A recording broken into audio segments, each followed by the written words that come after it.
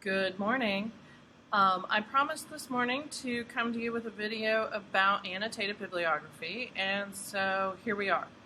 On my screen, I have just a Pages document that I've been working on this morning, and I've just kind of marked up some sections with different colored boxes to make it a little easier to talk about them.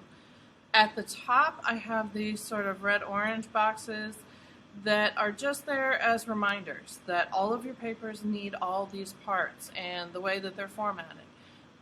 I noticed as I was grading your last papers that a lot of you are forgetting to put this header on or to put the formatting in Times New Roman size 12 or to put spaces in it.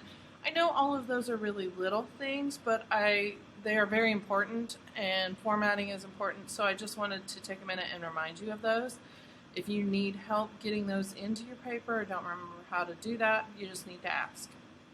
Over here is the format for the heading that goes on each paper. Most of you do a really great job with that, so I'm not going to talk about that. And then finally, the title for our paper itself is Annotated Bibliography. That should pull over directly from Noodle Tools, and we'll talk about Noodle Tools a little bit more later, but I wanted you to be able to see that as well. Okay, so an annotated bibliography is really just a list of your sources, just like you're used to creating in Noodle Tools, but it has some extra additional features. For example, in this annotated bibliography, we have a book in APA style up here. This is the author, the year of publication, the title of the book, and the publisher. All of that is formatted in Noodle Tools. It has the left margin with the first line and what they call a hanging indent, in other words, that indent on lines 2 and after. And then immediately following on the very next line, we start the next section.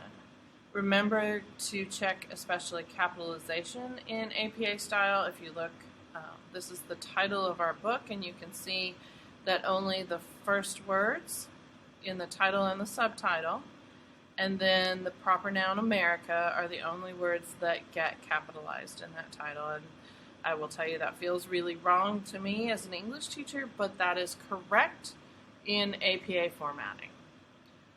Okay, so the first part of this is our citation, created in Noodle Tools, created by hand, however you are most comfortable, but that's the first part. The second part is a summary of that particular source. So you have to read it, you have to have an idea of what it's about, and you have to be able to tell me in a few sentences what, in your opinion, that piece of research is about. This particular example is fairly short. It's only a couple of sentences.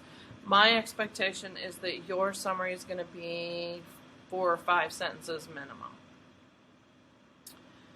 Then finally, at the bottom, the second paragraph is how are you going to specifically use this source in your paper? Just telling me I'm going to use it for facts or I'm going to use it to support my arguments is not really enough. I want to know specifically, after having read or at least skimmed this particular research, how's it going to help you write your paper? So I wrote this paragraph. In my paper, I will use Erinrich's experiences to demonstrate how minimum wage jobs are not sufficient to support oneself or family. I will rely on her specific examples to develop the emotional appeal of my essay, particularly in my introduction to demonstrate the hardships Americans face in low-paying jobs. Additionally, I will pull specific statistics from the book to support my arguments for additional education or training past high school, as each of the jobs she holds are non-skilled and thus do not offer the financial benefits needed. So I've talked specifically, I'm going to use it in my introduction.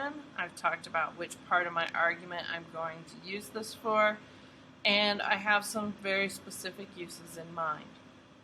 For this section of your annotated bibliography, You do not need the 4 or 5 sentences, 3 sentences is fine, but they should be very specific. When I grade your annotated bibliography, each section will be worth points on the rubric. So do you have your citation formatted properly? Do you have a clear and specific summary of the piece that you read? And do you have a clear and specific use for that piece?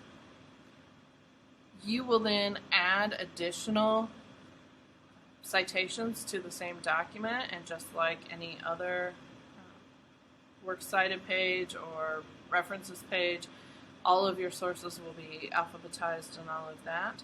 But I wanted you to have a specific example of one piece of what that annotation might look like.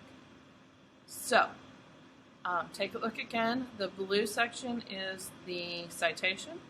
The green section is the summary, and the kind of pinky red section down here is the how will I use it.